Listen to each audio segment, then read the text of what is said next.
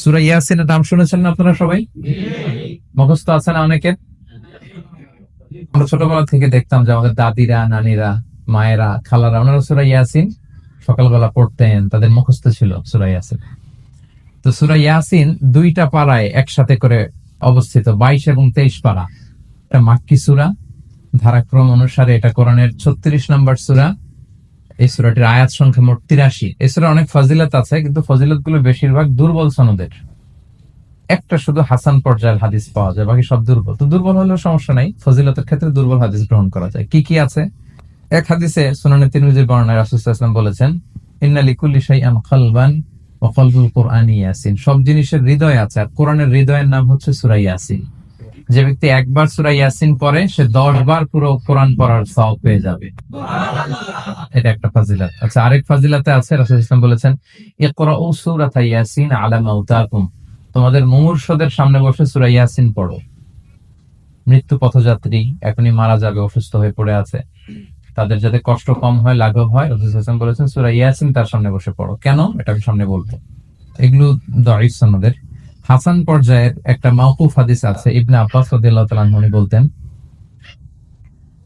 যে ব্যক্তি মান ক্বারা ইয়াসিন হিনা ইউসবিহু, সকালবেলা যদি কেউ সূরা ইয়াসিন পড়ে, তাহলে সারা দিনের সব কাজগুলো আল্লাহ তার জন্য সহজ করে দেয়। আবার রাতে যদি কেউ সূরা ইয়াসিন পড়ে, সারা রাতের সব কাজ তার জন্য আল্লাহ তাআলা সহজ করে দেয়। এবং ইবনু কাসির ওনার তাফসির মিন তাজরিবাতিহি, মানে তার এক্সপেরিয়েন্স থেকে, কোনো হাদিস দলিল না, ওনার অভিজ্ঞতা থেকে বলেছেন যে আমি যখনই কোনো বিপদে পড়েছি, সূরা ইয়াসিন তেলাওয়াত করার পর আল্লাহ তাআলা ওই কাজটা আমার জন্য সহজ করে দিয়েছেন। তো এখন সূরা ইয়াসিন বেশি বেশি তেলাওয়াত করবেন তো নাকি? মাশাআল্লাহ, ঠিক আছে।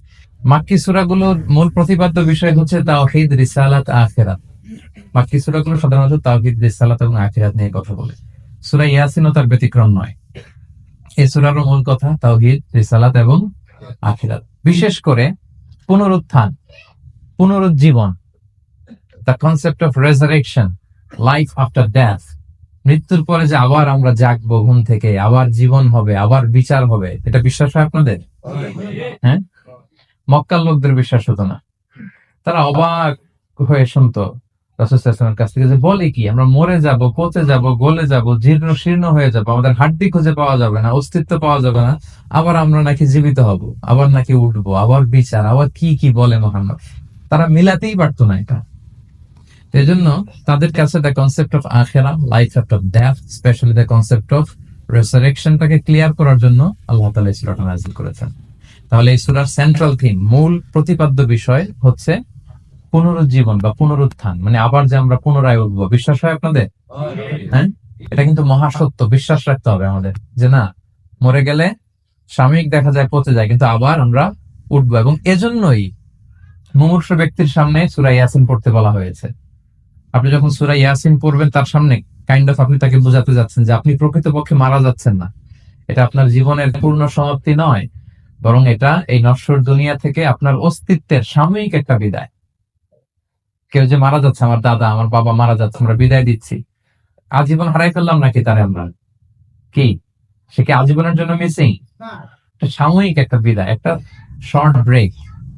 ওনার অস্তিত্বের এই নশ্বর দুনিয়া থেকে ওনার অস্তিত্বের সাময়িক একটা বিদায়, কিন্তু পরবর্তী দুনিয়ায় তিনি কিন্তু আবার অনন্ত জীবন লাভ করবেন। তার মানে শারীরিক একটা মৃত্যু হচ্ছে, তার রুহের কোনো মৃত্যু নেই, হয় ইল্লিনে নয় সিজ্জিনে। ঠিক কিনা বলেন? আমাদের রুহগুলো কিন্তু মরে না, এটা আল্লাহর অর্ডারে ঢুকেছে, আল্লাহর অর্ডারে বের হয় ইল্লিনে নয় সিজ্জিনে। বিশ্বাসীদের রুহগুলো ইল্লিনে থাকে, আমাদের রুহগুলো যেন সেখানে থাকে, আমরা আল্লাহর কাছে কামনা করি, আমরা পড়ি আমিন। এজন্যই মৃত ব্যক্তিদেরকে আশাব্যঞ্জক করার জন্য এই সূরার মধ্যে যে কথাগুলো বোঝানো হচ্ছে, যে আবার আপনি উঠবেন, আবার জীবিত হবেন, আবার আমরা মিলিত হব, বিচারের মুখোমুখি হব, আবার আমরা জান্নাতে একত্রিত হব, আমাদের গেট টুগেদার হবে, আমাদের রিট্রিট হবে। মৃত্যুর মধ্যে আমরা আনন্দ খুঁজে বেড়াই নাকি? হ্যাঁ, মৃত্যু নিয়ে অনেকের কত ভয়, কিন্তু আমরা তো মৃত্যুই একমাত্র ওয়ে যার মধ্য দিয়ে আমরা আমাদের রবের সাথে সাক্ষাতের গেট ওয়ে। এটা আল্লাহর সাথে সাক্ষাতের প্রথম ধাপ হচ্ছে আপনাকে দুনিয়া ছাড়তে হবে, এছাড়া কি আল্লাহর সাক্ষাৎ পাওয়া যাবে? যাবে না। এই জন্য মৃত ব্যক্তির সামনে আল্লাহর হাবিব সাল্লাল্লাহু আলাইহি ওয়াসাল্লাম রাহমাতুল লিল আলামিন মুহাম্মদ রাসূলুল্লাহ সাল্লাল্লাহু আলাইহি ওয়াসাল্লাম তিনি সূরা ইয়াসিন তেলাওয়াত করতে বলেছেন। তাহলে সেন্ট্রাল থিম ক্লিয়ার সবার কাছে না? এবার আসেন কিছু প্রাইম লেসন, কোর লেসন সূরা ইয়াসিন থেকে আমি সম্ভবত গত বছর আমার ভেরিফাইড ফেসবুক পেজ থেকে আমি 4টা লাইভ সিরিজ করেছি 4 ঘন্টা সূরা ইয়াসিনের উপর। আপনারা শুনবেন এগুলো, খুবই ওয়েল ডকুমেন্টেড ম্যানারে একাডেমিক ওয়েতে আলোচনা করেছি। যাদের সময় আছে শুনবেন এই লাইভ গুলো। তো আমি এখন শুধু সার নির্যাসটা প্রাইম লেসন বা কোর লেসন গুলো নিয়ে আসি। 1 নম্বর লেসন হচ্ছে আল্লাহ তাআলা বলেছেন যে কোরআনের আয়াতগুলো একটার সাথে আরেকটা well connected, completely well knit, এটা well protected. One doesn't differ the other or contradict the other. কোন আয়াত আরেক আয়াতের বিপরীতে যায় না, একটা আরেকটার সম্পূরক, পরিপূরক, ওয়েল নেট, ওয়েল কানেক্টেড। এটাই প্রমাণ করে যে এটা কার কাছ থেকে নাজিল হয়েছে? আল্লাহ সুবহানাহু ওয়া তাআলার কাছ থেকে নাজিল হয়েছে। আল্লাহ তাআলা এটাই বলেছেন ইয়াসিন, তারপরে ওয়াল কুরআনিল হাকিম। হাকিম বিমানা মুহকাম, মানে কোরআনের আয়াতগুলো পোক্ত। এটা হচ্ছে completely well net, perfectly connected, একটা আরেকটার সাথে কানেক্টেড। এক আয়াত ইফাসসিরু বা'দুহু বা'দান, এক আয়াত আরেক আয়াতকে ব্যাখ্যা করে। অনেক কথা কোরআনের এক জায়গায় সংক্ষেপে বলা হয়েছে, আরেক জায়গায় বিস্তারিত, এক জায়গায় ছোট করে আরেক জায়গায় বড় করে। কোন আয়াত আরেক আয়াতের সাথে কন্ট্রাডিক্ট করে না। আল্লাহ তাআলা বলছেন আফালা ইয়াতাদাব্বারুনাল কুরআন ওয়ালাউ কানা মিন ইনদি গায়রিল্লাহি লাওয়াজাদু ফীহি ইখতিলাফান কাসীরা। তারা কি কোরআন নিয়ে গবেষণা করবে না? এই কোরআন যদি আল্লাহ ছাড়া অন্য কারো কাছ থেকে নাজিল হতো তাহলে তারা কোরআনের মধ্যে অনেক বিরোধ দেখতে পেত, পরস্পর বিরোধ, অনেক বিরোধ দেখতে পেত। কিন্তু কোরআনের ভেতরে এই পুরো 30 পারায় কোথাও কি এক আয়াতের সাথে আরেক আয়াতের কন্ট্রাডিকশন আছে? কোন বিরোধ আছে বলেন? না, এটা ওয়েল নেট, ওয়েল কানেক্টেড। অন্য আয়াতে আল্লাহ বলছেন লা ইয়াতিহিল বাতিলু মিন বাইনি ইয়াদাইহি ওয়ালা মিন খালফি। সামনে থেকে পেছন থেকে কোরআনে কোনো বাতিল অনুপ্রবেশ করতে পারে না, কারণ তানজিলু মিন হাকিমিন হামিদ, এটা প্রজ্ঞাময়, প্রশংসিত আল্লাহর পক্ষ থেকে এটা প্রোটেক্টেড একটা কিতাব নাজিল হয়েছে। ফলে এটা কিয়ামত পর্যন্ত প্রোটেক্টেড থাকবে। এক আয়াত আরেক আয়াতের ব্যাখ্যা করে দেয়, এটা হচ্ছে একটা ব্যাখ্যা। আবার আল কোরআনিল হাকিম মানে হচ্ছে বিজ্ঞানময় কোরআন। কোরআনের মধ্যে অনেক বিজ্ঞানের কথাও আছে।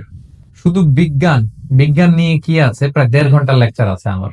Scientific indications of the holy Quran, cosmic symbols, natural phenomena, cosmology, embryology, morphology, blah blah blah, অনেক কিছু। কিভাবে এই পানি উপরে যায়, ওয়াটার সাইকেল, হাইড্রোলজিক্যাল সাইকেল, বৃষ্টি হয়, সূর্য কিভাবে ডুবে ওঠে, চাঁদ, তারপর মহাবিস্ফোরণ, বিগ ব্যাং থেকে শুরু করে মায়ের পেটে বাচ্চার ভ্রূণ কিভাবে ডেভেলপ করে, যত কসমিক সিম্বল আছে কোরআনে, এটা নিয়ে আমার 1.5 ঘন্টার একটা কোরআনের সাইন্টিফিক ইন্ডিকেশনাল লেকচার আছে। তো সেদিকে আমি যাব না। তো আল কোরআনিল হাকিমের 2টা ব্যাখ্যা হয়। এক হচ্ছে মুহকাম, মানে কোরআনের আয়াতগুলো প্রোটেক্টেড, কানেক্টেড। আরেকটা হচ্ছে কোরআনের আয়াতগুলো বিজ্ঞানসম্মত, বিজ্ঞানের সাথেও কন্ট্রাডিকশন করে না। কিছু যদি অমিল থাকে, বিজ্ঞানের অপেক্ষা করা উচিত।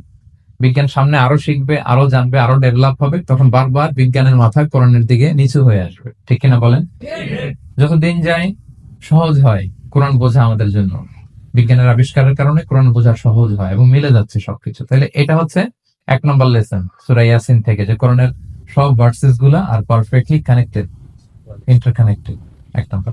2 নম্বর হচ্ছে সূরা ইয়াসিনের 10 নম্বর আয়াতে আল্লাহ তাআলা বলেছেন ওয়াসাওয়াউন আলাইহিম আনযারতাহুম আম লাম তুনজিরহুম লা ইউমিনুন। হে নবী, আপনি তাদেরকে ওয়ার্নিং দেন আর না দেন সমান সমান, কাজ হবে না। এর কারণ হচ্ছে জেনে বুঝে যদি কেউ সত্যকে প্রত্যাখ্যান করে, তার অন্তরে আল্লাহ মোহর মেরে দেন।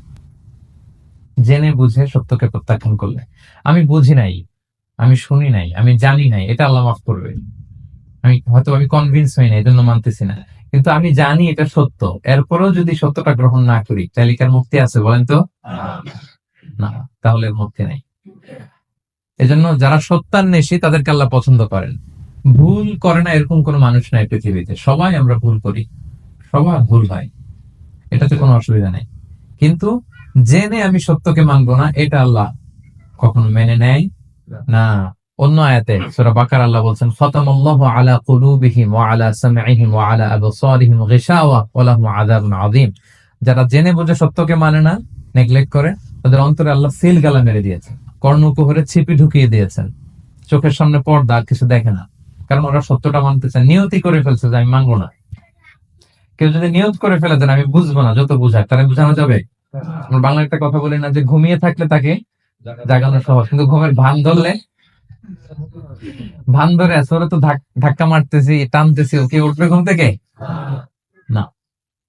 এটার উদাহরণ দেখেন আবু জাহেল আর উমরে ফারুক রাদিয়াল্লাহু তাআলা, দুইজনই ইসলামের শত্রু ছিল, ইসলাম বিরোধী ছিল। কিন্তু ওমর ফারুক রাদিয়াল্লাহু তাআলা আনহু ছিলেন সত্যান্বেষী, সত্য শুনলেই মানতেন। কিন্তু আবু জাহেল ছিল তার বিপরীত, সে ছিল গোড়া, অহংকারী, ইগোইস্টিক সমস্যা ছিল তার। সে জানতো যে আল্লাহর হাবিব সাল্লাল্লাহু আলাইহি ওয়াসাল্লাম আল্লাহর পক্ষ থেকে নাজিল হওয়া আসা একজন রাসূল, কোরআন আল্লাহর পক্ষ থেকে নাজিল হওয়া একটা কিতাব, জানার পরেও সে মানে নাই, ফলে তার নসিবে হেদায়েত জোটে নাই। কিন্তু ওমর ফারুক রাদিয়াল্লাহু তাআলা আনহু কিছুদিন পরেই উনি শাহাদা পড়ে ফেলছেন, এবং রাসূল সাল্লাল্লাহু আলাইহি ওয়াসাল্লাম দোয়া করেছিলেন যে আল্লাহ, আল্লাহুম্মা আইজ্জাল ইসলাম বিআহাব্বি হাযাইনি রাজুলাইনি ইনদাক, আল্লাহ দুজন লোকের যাকে তোমার ভাল লাগে তাদের একজনকে ইসলামের ছায়াতলে এনে তুমি ইসলামটাকে শক্তিশালী করো। একজন হচ্ছে আবু জাহাল, আরেকজন হচ্ছে ওমর। আল্লাহ তাআলা কার জন্য দোয়াটা কবুল করেছেন বলেন তো? ওমর ফারুকের জন্য। কারণ ওনার হৃদয়টা সাদা ছিল, সাদা মনের মানুষ, কলবে সালিম, সত্য যেখানে ওইটাই উনি গ্রহণ করতেন, সত্যের সামনে দুর্বল ছিলেন। আর আবু জাহেল জেনে বুঝে সত্যকে প্রত্যাখ্যান করেছে। সো 2 নাম্বার শিক্ষাটা আমরা যেটা পেলাম, যে জেনে বুঝে সত্য প্রত্যাখ্যান করলে আল্লাহ তার জন্য হেদায়েত বরাদ্দ রাখেন না। এজন্য আমরা আমাদের বাকি জীবনটুকু আমরা এই মেন্টালিটি, মাইন্ডসেট যেন আমাদের থাকে যে সত্য দেখলেই আমরা মানবো, যেখানেই সত্য ওইটাই আমি গ্রহণ করবো। কি বলেন? এটা যদি আমার বিরুদ্ধে যায়, আমার দলের বিরুদ্ধে গেলে, বাবার বিরুদ্ধে গেলে, মানতেই হবে আমাকে। সত্য যেখানে আছে ওখানেই আমাদেরকে ছুটে যেতে হবে। দুটো চলে গেল। 3 নাম্বার হচ্ছে, আমরা পৃথিবীতে যা করি, আমরা অনেক সময় মনে করি যে দরজা বন্ধ করে দিলে, সুইচটা অফ করে দিলে আর বুঝি কেউ দেখে না। তা আসলে আমরা আসমানি বিশেষ নজরদারির ভিতরে আছি, এটা আমরা ভুলে যাই। যে সবার চোখ ফাঁকি দেয়া গেল, একজনের চোখ ফাঁকি দেয়া যায় না। তিনি কে বলেন তো? লা তুদরিকুল আবসার ওয়া হুয়া ইউদরিকুল আবসার ওয়া হুয়াল লাতীফুল খাবীর। কেউ তারে দেখে না, কিন্তু তিনি সবাইকে দেখে। কোন চোখ তাকে দেখে না, কিন্তু তিনি সব চোখগুলোকে দেখে। তাহলে 3 নম্বর লেসন হচ্ছে, everything is recorded in well documented man. আমরা যা বলি, যা করি, যা লিখি, সবকিছু রেকর্ডেড, রেকর্ড করা হচ্ছে। কিন্তু সেদিন আপনি দেখবেন, ভালো করলেও দেখবেন, খারাপ করলেও আপনি দেখবেন। কারণ সবকিছু লিপিবদ্ধ হচ্ছে, সংরক্ষিত হচ্ছে। এটা আল্লাহ কোথায় বলেছেন? সূরা ইয়াসিনের 12 নম্বর আয়াত। আল্লাহ বলেন, নাকতুবু মা কদ্দামু ওয়া আসারহুম, তারা যা আমল করেছে আমি লিখে রাখি। ওয়া আসারহুম, এবং যা তারা দুনিয়ার জন্য রেখে গিয়েছে তাও লিখে রাখি। মানে এনি অ্যাকশন দে লেফট বিহাইন্ড, এনি ইফেক্ট দে লেফট বিহাইন্ড।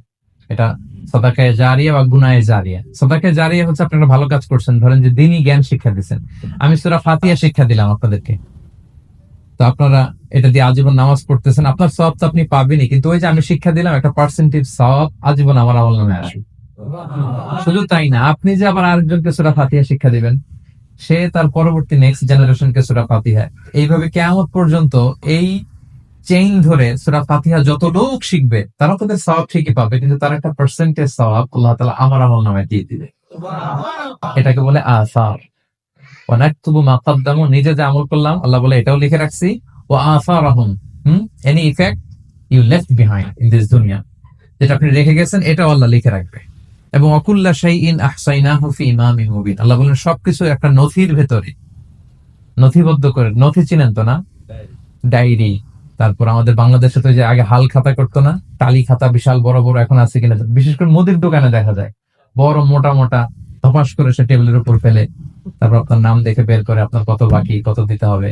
এই যে টালি খাতা, এই নথি করে রাখছে আল্লাহ তাআলা আমাদের সবকিছু যা করলাম, যেটার ইফেক্ট দুনিয়াতে আমি রেখে গেলাম।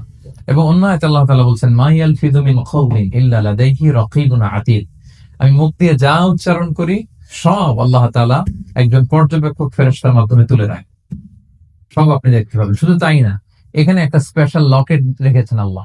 আল্লাহ বলেন, ওয়াকুল্লা ইনসানিন আলজামনাহু তায়রাহু ফি উনুকিহি ওয়া নুখরিজু লাহু ইয়াওমাল কিয়ামাতি কিতাবান ইয়ালকাহু মানশুরা, প্রত্যেকের গ্রীবা লগ্নে আমি একটা স্পেশাল সিম কার্ডের মতো রেখেছি, যা বলো এখানে রেকর্ড হয়ে আছে, কিয়ামতের দিন আমি সব বের করে দিব। তাহলে পালানোর জায়গা আছে? That means we are under surveillance, 24/7 আল্লাহ তাআলা মনিটর করছেন, এবং এই বিশেষ আসমানি নজরদারি থেকে আমরা কেউই মুক্ত না। তাইলে লাইট বন্ধ করে দিলেন, দরজা আটকে দিলেন, কেউ দেখে না, না? কেউ যেটা দেখে না সেটা দেখেন কে? আচ্ছা, 3টা জেনে গেলেন। 4 নম্বরে হচ্ছে, পৃথিবীতে সব নবীরা এক মিশন এবং ভিশন নিয়ে এসেছে। সব নবীরা লা ইলাহার দাওয়াত দিয়েছে, তাই না? এক আল্লাহর দাওয়াত দিয়েছে। আচ্ছা, কখন কি এমন হয়েছে কোন নবী এসে বলছে যে আল্লাহ একজন, আবার আরেক নবী এসে বলছে না আল্লাহ 2-3 জন হইতে পারে? হ্যাঁ, বলছে। কোন নবী এসে বলেছে মৃত্যুর পর এক জীবন আছে, হিসেব দিতে হবে, পাই টু পাই হিসেব হবে? আরেকজন বলছে না, এরকম নাও থাকতে পারে। এরকম এক নবী এক কথা, আরেক নবী আরেক কথা হয়েছে? এগুলো নবীদের মধ্যে হয়, কবিদের মধ্যে হয়। এক কবি এক কথা বলে, আরেক কবি এক দার্শনিক এক কথা বলে, আরেক দার্শনিক আরেক কথা, এক রাজনীতিবিদ এক কথা, আরেক রাজনীতিবিদ আরেক। এদের মধ্যে ধাক্কাধাক্কি হয়, কিন্তু নবীদের মধ্যে কথার মধ্যে এগুলো আছে? কারণ তারা মন গড়া কথা বলে না। ওমা ইয়ানতিকু আনিল হাওয়া ইন হুয়া ইল্লা ওয়াহয়ু ইউহা। তাদের কথা আসে একটা হেডকোয়ার্টার থেকে। হেডকোয়ার্টারটা কার? আসমানি রেভেলেশনের বেসিসে ওনারা কথা বলেন। মন গড়া কোন নবী কোনো কথা বলেন না। তাহলে 4 নম্বর শিক্ষা হচ্ছে সব নবীর মিশন ভিশন এক। এজন্য তাদের মধ্যে একটা কোঅপারেশন ছিল। সূরা ইয়াসিনে চমৎকার একটা ঘটনা আছে। একটা জনপদের নাম উল্লেখ করা হয়নি, কিন্তু কোন কোন মুফাসসির বলেছেন এটা তুরস্কের আন্তাকিয়া জনপদে আল্লাহ একটা কাজে, দাওয়াতি কাজে 2 জন নবীকে পাঠালেন। কয়জন? কাজ একটা, কিন্তু কয়জন?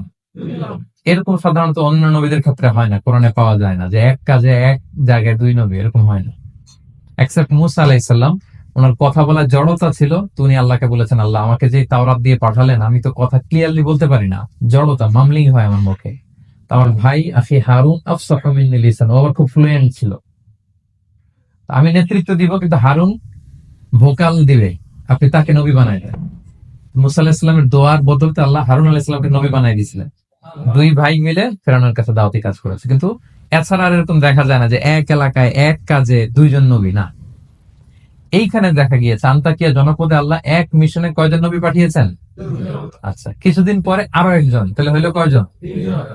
এক কাজে এক জনপদে এক এলাকায় মোট 3 জন নবী, কিন্তু এদের মধ্যে কোনো মারামারি নেই। আমাদের দায়ীদের অবস্থা দেখেন তো বাংলাদেশে, মাশাআল্লাহ। আমাদের প্রত্যেক দায়ীদের একই মিশন না? একই মিশন, একই ভিশন, একই লক্ষ্য, একই ডেস্টিনেশন, কিন্তু কত বিভেদ, কত বিরোধ দেখেন। আল্লাহ তাআলা সূরা ইয়াসিনের 14 নম্বর আয়াতে বলছেন ইল আরসালনা ইলাইহিম মুসনাইন, প্রথম 2 জন নবী পাঠালাম একটা মিশনে, ফাআজ্জাজনা বিসালিস, এবং 3য় জন দিয়ে আরো এদেরকে মজবুত করলাম। ফাকালু ইন্না ইলাইকুম মুরসালুন, তারা যে 3 জন একই কথা বলে যে আমরা রাসূল হয়ে এসেছি। তাহলে দেখেন নবীদের মধ্যে পারস্পরিক শ্রদ্ধাবোধ ছিল। বড় নবী, ছোট নবী, প্রধান বক্তা, দ্বিতীয় বক্তা, তৃতীয়, এগুলো ছিল না। এই 3 নবীর মধ্যে প্রধান নবী, দ্বিতীয় নবী, তৃতীয় নবী আছে নাকি? না। 3 জন একই মিশনে, একই ভিশনে, কোঅপারেশনে তারা এগিয়ে গিয়েছে। তো দেখেন আমরা যারা কোরআনের দায়ী, আমরা তো নবীদের কাজটাই করি, ফলে আমাদের মধ্যে এই কোঅপারেশন থাকতে হবে, এই রেসপেক্ট থাকতে হবে। আমি ব্যক্তিগতভাবে খুবই লজ্জিত যে আমাদের এই দাওয়া অঙ্গনটাকে আমরা কলুষিত করে ফেলেছি। আমরা অন্য আলেমকে, অন্য দায়ীকে তুচ্ছ করা, তাচ্ছিল্য করা, ছোট করা, হেয় করা, তাকে বাতিল করা, নাকচ করা, এরকম আমরা করে থাকি। আমি একাই ইসলামের মুখপাত্র, আমি যা বলবো এটাই, এটা ঠিকাদারি আমার কাছে, এরকম একটা মেন্টালিটি আছে না? এটা নবীদের মাইন্ডসেট এরকম ছিল না। ওনারা কোঅপারেশনে, কোলাবোরেশনে কাজ করতেন, পার্টনারশিপে, একে অপরের প্রতি রেসপেক্ট ছিল। কোন নবী আরেক নবী বিশ্বৎকার করে নাই, কিন্তু আমরা এক দায়ী আরেক দায়ীকে কাফের বলতেও তো আমরা দ্বিধাবোধ করি না, কি বলেন? আল্লাহ তাআলা আমাদের বোঝার তৌফিক দান করুন। 5 নাম্বার, নবীদের কাজ হচ্ছে আল বালাগুল মুবিন, ক্লিয়ার কমিউনিকেশন, শুধু পৌঁছে দেয়া, বাণীবাহকের কাজ করা। আল্লাহ তাআলা বলছেন ওমা আলাইনা ইল্লাল বালাগুল মুবিন। ওই 3 জন নবী যখন বুঝালেন, তারা এলাকাবাসী মানে না, রিজেক্ট করলো, কিন্তু তারা বললো যে আমাদের কাজ হচ্ছে পৌঁছে দেওয়া, মানবা কি মানবো না এটা তোমাদের কাজ। আমাদের কাজ কি? আল বালাগুল মুবিন, কোরআনিক টার্মিনোলজি, মানে হচ্ছে ক্লিয়ার কমিউনিকেশন, আমাদের কাজ পৌঁছে দেওয়া, এর বেশি কিছু না। আমরা অনেক সময় একটু জবরদস্তি করতে চাই, জোরাজুরি করতে চাই, এই নামাজ পড়ো না কেন, তাকে জোরাজুরি করা, দাঁড়িয়ে রাখো না, জোরাজুরিতে বেশি কাজ হয় না। আপনি পাওয়ারফুল মেসেজ দিবেন, ইনফ্লুয়েন্স করবেন, এতে আল্লাহ হেদায়েত দিবে। কারণ হেদায়েতটা নিয়ন্ত্রণ করেন একমাত্র কে? আল্লাহ। আর কারো হাত নাই, এমনকি নবীরও না। কোন নবীও চাইলে কাউকে হেদায়েত দিতে পারে না। আল্লাহ হাবিব সাল্লাল্লাহু আলাইহি ওয়াসাল্লাম মক্কাবাসীদের পেছনে ঘুরতে ঘুরতে পেরেশান। উনি তো রহমতের নবী, উনি ভাবতেছিলেন হায়রে একটু যদি আমার কথা মানতো তাইলেই তো জাহান্নাম থেকে বেঁচে যায়, আর একটু দাও দেই, সকালে দেই, দুপুরে দেই, বিকেলে দেই, রাতে দেই। তাদের পিছনে ঘুরতে ঘুরতে রাসূল সাল্লাল্লাহু আলাইহি ওয়াসাল্লাম পেরেশান হয়ে যেতেন। আল্লাহ তাআলা সূরা কাহফে আয়াত নাযিল করলেন, ফালা আল্লাকা বাকিউন নাফসাকা আলা আসারিহিম ইল্লাম ইউমিনু বিহাদাল হাদিস আসাফা। নবী, ওরা যদি শুনতে না চায়, আপনি তো ওদের পিছনে ঘুরতে ঘুরতে পাগল হয়ে যাচ্ছেন বোধহয়, না রেখে দেন, মানলে মানুক, না মানলে নাই। হেদায়েত দেওয়ার মালিক হচ্ছে আমি। ফাযাক্কির ইন্নামা আনতা মুযাক্কির, আপনি শুধু স্মরণ করিয়ে দেন, উপদেশ দেন। লাস্তা আলাইহিম বিমুসাইতির, আপনি বল প্রয়োগ করতে আসেন, আপনাকে দারোগা বানাই পাঠাইনি আমি, আপনি শুধু পৌঁছে দিবেন। এমনকি রাসূলুল্লাহ সাল্লাল্লাহু আলাইহি ওয়াসাল্লাম ওনার চাচা আবু তালেবের হেদায়েতের জন্য অনেক ট্রাই করেছেন, কিন্তু হেদায়েত নসিব হয়েছে বলেন? কারণ ইন্নাকা লা তাহদি মান আহবাবতা ওয়ালাকিন্নাল্লাহু ইয়াহদি মান ইয়াশা। নবী, আপনি যাকে চান তাকে হেদায়েত দিতে পারবেন না। তাহলে আমাদের যারা দাঈ, আমাদের কাজ কি? পৌঁছে দেওয়া। বলেন তো, কাজ কি? নাকি বল প্রয়োগ করা, জোরাজোরি করা?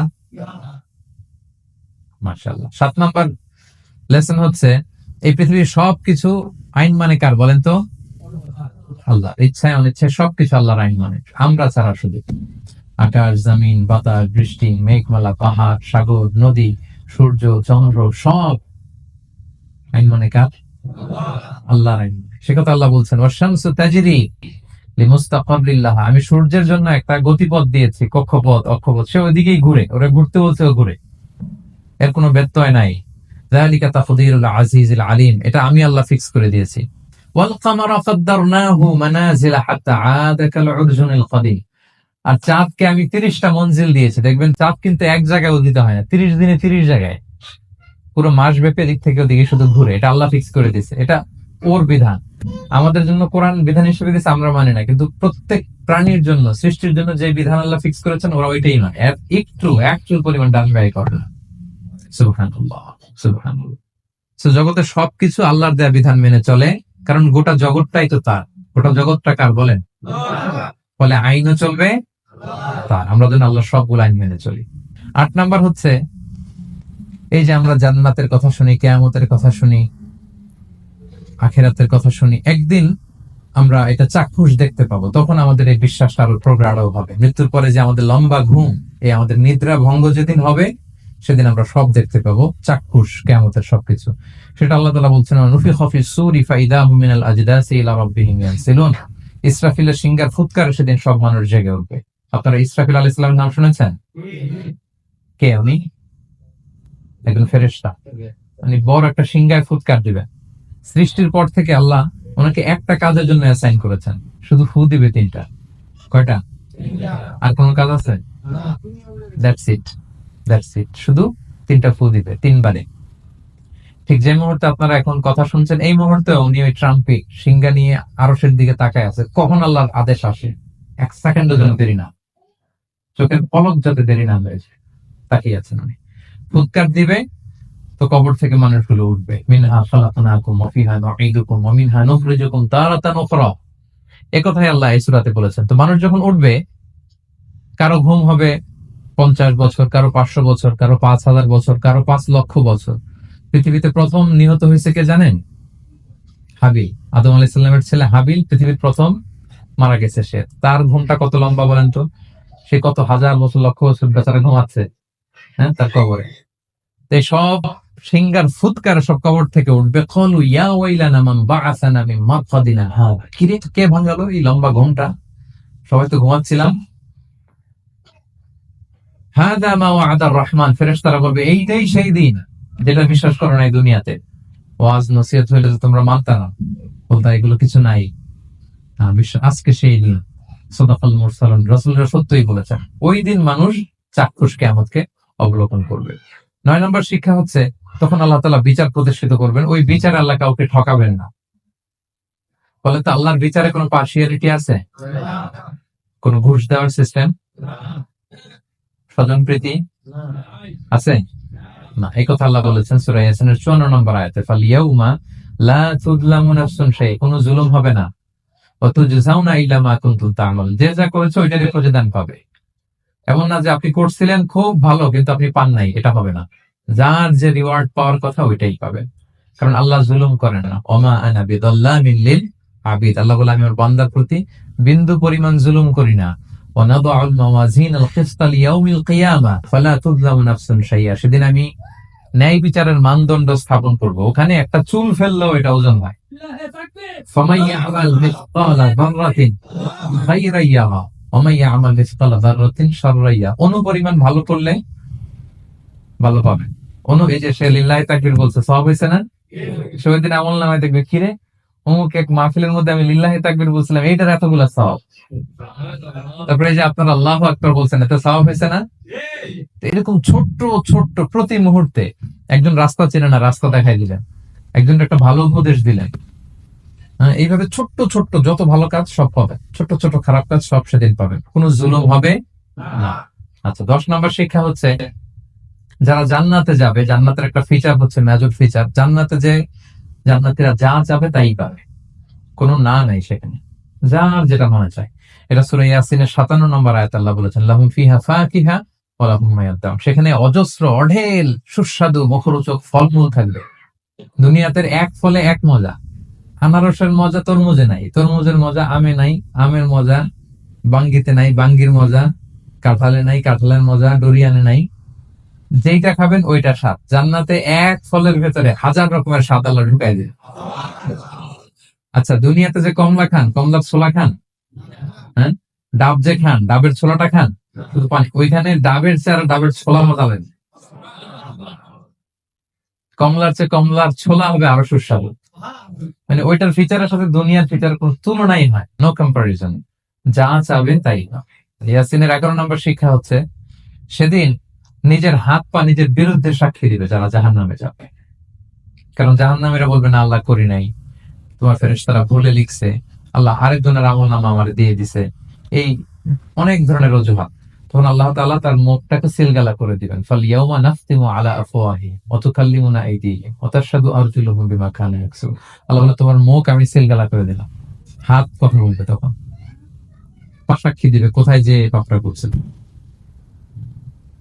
আপনি অবাক হন, কি রে এই হাতে তো কত আংটি পরলাম, এরপর কত লোশন মাখলাম, হ্যাঁ, কত সুন্দর বডি ওয়াশ দিয়ে হাতটাকে ক্লিন রাখলাম, তারপর হাতের মধ্যে গ্লাভস পরলাম, হাত পা কত যত্ন আমি নিলাম। এই হাত পা আমার বিরুদ্ধে কথা বলে রাগে মানুষ বলবে ওয়াকালু লিজুলুদিহিম লিমা শাহিদতুম আলাইনা, কি রে আমার বিরুদ্ধে কথা বলিস কেন? তো হাত পা বলবে ক্বালু আনতাকানাল্লাহ আল্লাযী আনতাকা কুল্লা শাই। ওই আল্লাহ আজকে আমাকে কথা বলার সুযোগ দিয়েছে, যে আল্লাহ চাইলে যে কাউকে যে কোনো সৃষ্টিকে কথা বলার সুযোগ দিয়ে থাকে।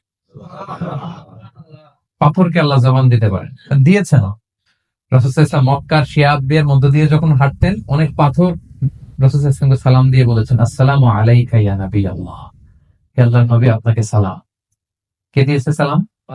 পাথর। মরা খেজুর গাছ কেটে হচ্ছে নবীর জন্য, তার মানে এগুলোর ভেতরে প্রাণের সঞ্চার করেছেন কে? সেদিন হাতের ভেতরে আল্লাহ তাআলা কথার শক্তি দিবেন। আপনার হাত আপনার বিরুদ্ধে, পা বিরুদ্ধে, আপনার বডি আপনার বিরুদ্ধে সাক্ষী দিবে। সো খবরদার, অতটুকু পাপ করি যতটুকু পাপের শাস্তি বহনের ক্ষমতা আমার আছে, একটু হিসাব মিলিয়ে নিই আমরা। 12 নম্বর লেসন হচ্ছে যে আমরা শক্তিশালী হই, ছোট থেকে বড় হই, এরপরে আবার দুর্বল হয়ে যায়। আল্লাহ বলেন ওমান নুআম্মিরহু নুনাক্কিসু ফিল খালকি আফালা ইয়াকিলুন। আমি যখন কারো বয়স বাড়িয়ে দেই তাকে আবার দুর্বল করে দিই। এটাই জীবন চক্র। দেখেন, শৈশব দিয়ে শুরু, তারপর কৈশোর, তারুণ্য, যৌবন। যৌবনের কথা চিন্তা করে তো বেশিরভাগ যুবক কি শক্তি গায় না, যা খায় ওইটাই হজম হয়ে যায়। ওভারটাইম করতে পারি, লাগাতার কাজ করতে পারি, মানে অনেক ক্যাপাসিটি। কিন্তু সেই আপনি যখন 60, 70, 80-তে যাবেন আর পারা যায়, তখন একটা লাঠি লাগে। কি লাগে? আরো বাড়লে 90 যখন হয়ে যায়, 100, তখন ছোট বাচ্চারা ওরা যা বলতেছে এরকম, ওরা যেরকম বোঝে না ওইরকম বোঝে না। বাচ্চাদেরকে এদিকে খাবার দিলে দেখবেন যে এদিক দিয়ে করতেছে, মুছে দিতে। ওই মুরব্বীরও এরকম, বাচ্চাদের প্যাম্পাস পরানো লাগে, যেখানে রাখে পেশাব পায়খানা, মুরব্বীরাও এরকম 90, 80 এদেরও পরানো লাগে, এদেরও আর কন্ট্রোলটা থাকে না। তাহলে দেখেন, this is our life cycle. এভাবেই তারুণ্য, যৌবন, প্রৌঢ়ত্ব, এরপর আবার বার্ধক্য। আল্লাহ বলে এরপরও তোমরা বুঝবে না। এটা আল্লাহ বুঝাতে চাইলেন যে আল্লাহ এক দেহে এত রূপ আনতে পারে, সে আল্লাহকে আবার তোমাদেরকে জীবিত করতে সক্ষম না? কারণ এই সূরার মূল কথা হচ্ছে পুনরুজ্জীবন, রেসারেকশন। আল্লাহ বারবার ঘুরিয়ে ফিরিয়ে নানা আয়াত দিয়ে বোঝাতে চাচ্ছেন যে আমি তোমাদেরকে আবার পুনরায় জীবিত করতে পারি। তো যে আল্লাহ এত কিছু করতে পারে, সে আবার আমাদেরকে জীবিত করতে পারে না? বলেন। আচ্ছা, 13 নম্বর শিক্ষা হচ্ছে অতীত ভুলে যাওয়া। এটা আমাদের জীবনের জন্য অনেক বড় বোকামি। আমরা ভুলে যাই অংশ, আমরা কি ছিলাম, কোথায় ছিলাম, ভুলে যাই। আল্লাহ বলেন, আওয়ালাম ইয়ারাল ইনসানু আন্না খালাকনাহু মিন নুতফা ফাইদা হুয়া খাসীমুম মুবিন। মানুষ কি দেখে না যে ওদেরকে আমি কোত্থেকে সৃষ্টি করছি? দেখেন, আমাদের এত বড় বাড়ি গাড়ি, আমাদের এত নাম যশ খ্যাতি, আমরা আদিতে কি ছিলাম? সামান্য এক ফোঁটা বীর্য। বাবার পিঠ থেকে, মায়ের গর্ভে ছোট্ট একটা পানি থেকে আমাকে সৃষ্টি করেছেন কে? আল্লাহ। এই সৃষ্টির আগে তো কিছুই ছিলাম। আপনার বয়স এখন 50। আচ্ছা, 500 বছর আগে আপনি কই ছিলেন বলেন? আপনার দাপটে তো আজকে থাকা যায় না এই পৃথিবীতে। সব নাকি আপনার, এরকম বলে না? সব আমার, আমার পাওয়ার, আমার ক্ষমতা। আজ থেকে জাস্ট 500 বছর আগে আপনি কই ছিলেন? আপনার কোনো নাম ছিল? আপনার কোনো গ্রাম ছিল? কোনো অ্যাড্রেস ছিল? খ্যাতি ছিল? দাপট ছিল? লোক লস্কর কিছু ছিল? ক্ষমতা আসলো কোত্থেকে আপনার? আল্লাহ বলে, হাল আতা আলাল ইনসানি হিনুম মিনাদ দাহরি লাম ইয়াকুন শাইআম মাযকুরা। মানুষকে দেখে না যে একটা সময় ও কিছুই ছিল না, কিছুই তো ছিল না। তুমি অস্তিত্বহীনতা থেকে তোমার অস্তিত্ব আল্লাহ দিলেন দয়া করে, ছোট্ট ছোট্ট করে মায়ের পেটে এতটুকু থেকে। আপনি ওই বিজ্ঞান প্রযুক্তি জাদুঘরে গিয়েছিলাম আমি আগারগাঁওতে, ওখানে মায়ের পেটে যেগুলো বাচ্চাগুলো ডেভেলপ করে নাই, তারা রেখে দিয়েছে পানির মধ্যে 1 সপ্তাহ 2 সপ্তাহ 1 মাস 2 মাস 3 মাস এরকম বাচ্চাগুলো। ছোট ওই ব্যাঙ্গাচির মতো ছিলাম আমরা। বর্ষাকালে ব্যাঙের পোনা দেখছেন? জাস্ট লাইক ব্যাঙের পোনা, এত ক্ষুদ্র ছোট্ট আমরা ছিলাম। আল্লাহ বলে, তুমি দেখো না তোমার পিছনটা কি ছিল? অতীত। এজন্য অতীত ভুলে যাওয়া যাবে না। 14 নম্বর শিক্ষা হচ্ছে পুনরুত্থান, যেটা আসল শিক্ষা সূরা ইয়াসিনের, মানে মৃত্যু পরবর্তী জীবন। এটা মহাসত্য, এটা হবেই। লম্বা আয়াত, আমি শুধু মূল কথাটা বলি। আস ইবনে ওয়াইল মক্কা রাসূল সাল্লাল্লাহু আলাইহি ওয়াসাল্লামের কাছে একটা মরা লাশের হাড্ডি, কঙ্কাল থেকে হাড্ডি এনে, এটা শত বছর আগের হাড্ডি, এরকম হাত দিয়ে গুঁড়া করে এটা পাউডার হয়ে গেছে। রাসূল সাল্লাল্লাহু আলাইহি ওয়াসাল্লামের কাছে এসে ভাবে একটা ফু মারবে, ফু দেওয়ার সাথে সাথে এটা বাতাসে মিলে গেছে। তো বলতেছে, মোহাম্মদ, এই যে কঙ্কালের এই পাউডারটা, তুমি বলতেছো এইটারে আল্লাহ জীবিত করবে, এটা রিকনস্ট্রাক্ট করবে? কি বলো তুমি? What are you talking about? এটাও সম্ভব? আল্লাহ এই কথাটা সূরা ইয়াসিনে তুলে ধরলেন, যে দারাবা লানা মাসালান ওয়া নাসিয়া খালকা ক্বালা মান ইউহিল ইযামা ওয়া হিয়া রামীম। এটাকে কে আবার জীবিত করবে? তো জীর্ণ শীর্ণ ধুলা বালু পাউডার হয়ে গিয়েছে। আল্লাহ বলেন, কুল, নবী আপনি ওয়াইলকে বলেন, ইউহিহাল্লাযী আনশাহা আউওয়ালা মাররা। ওই আল্লাহ সৃষ্টি করবেন যে এটারে প্রথমে বানাইছিলেন। এটার তো অস্তিত্ব ছিল না। অস্তিত্বহীন থেকে যখন আল্লাহ বানাইতে পারেন, এটা মরে যাওয়ার পরে তারে আল্লাহ আবারও বানাতে পারবেন। ঠিক কিনা বলেন? আচ্ছা বলেন, কোন জিনিস প্রথমে বানানো সহজ না দ্বিতীয়বার বানানো সহজ? দ্বিতীয়বার, তাই না? তো প্রথমেই যেটা আল্লাহ আমাদেরকে বানাই ফেলতে পারছে, মরে গেলে গলে গেলে পচে গেলে দ্বিতীয়বার বানানো কেন জন্য কঠিন হবে? কঠিন হলে তো প্রথমবার হওয়ার কথা ছিল, যেহেতু নমুনা ছিল না।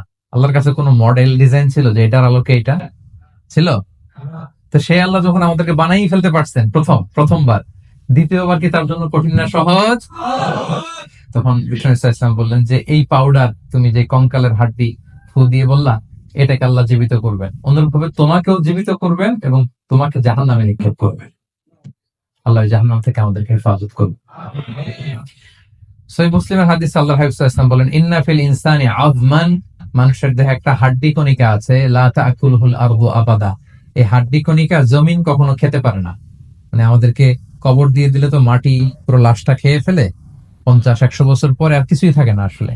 আমাদের হাড় গোড়ও থাকে না, ওইটাও পাউডার হয়ে যায়, পোকামাকড় খেয়ে ভ্যানিশ। কিন্তু একটা জিনিস ছাড়া, আমাদের এই যে শির দ্বারা ব্যাকবোন, আমাদের স্পাইনাল কর্ডের একেবারে নিচে ট্রায়াঙ্গেল ছোট্ট একটা হাড্ডি কণিকা আছে, ত্রিভুজ আকৃতির।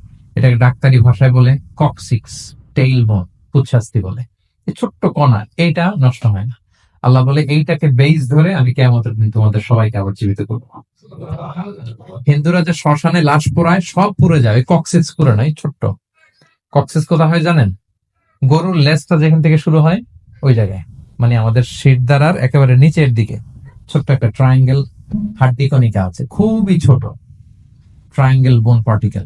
এটা থেকে আল্লাহ সৃষ্টি করবে। এটা বিমানের ব্ল্যাক বক্সের মতো, বিমান জ্বলে পুড়ে যায়। সাগরের নিচে গেল ব্ল্যাক বক্স কিছু হয় না, জানেন?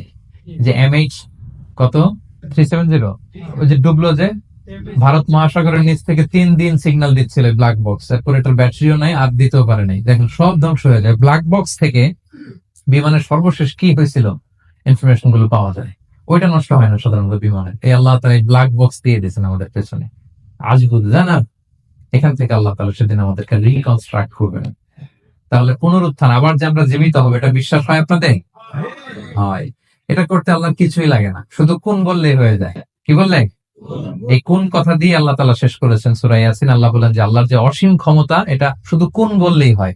ইন্নামা আমরুহু ইযা আরাদা শাইআন আইয়াকুলা লাহু কুন ফায়াকুন। কুন হও ফায়াকুন, হয়ে যায়। বি ইট ওয়াজ, হও বলতে হয়ে যায়।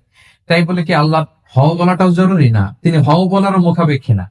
দুনিয়াতে আমাদের বোঝানোর জন্য তিনি বলছেন যে আমি কোন বললেই হয়ে যায়, আমার কোনও বলা লাগে না, চিন্তা করা মাত্রই হয়ে যায়। ফাআলুল লিমা ইউরিদ, তিনি যা ইচ্ছা তাই করতে পারেন। সো সে আল্লাহকে যেন আমরা ডাকি, তার কাছে যেন আমরা ফরিয়াদ করি, আমাদের মনের আকুতি, চাহিদা, প্রার্থনা তার কাছে যেন আমরা নিবেদন করে পেশ করি। আল্লাহ তাআলা আমাদের সবাইকে কথাগুলো বোঝার ও আমল করার তৌফিক দান করুন। হাদা মা ইনদি ওয়াল ইলমু ইনদাল্লাহি আলাইহি তাওয়াক্কালতু ওয়া ইলাইহি উনীব। আসসালামু আলাইকুম ওয়া রাহমাতুল্লাহি ওয়া বারাকাতুহু।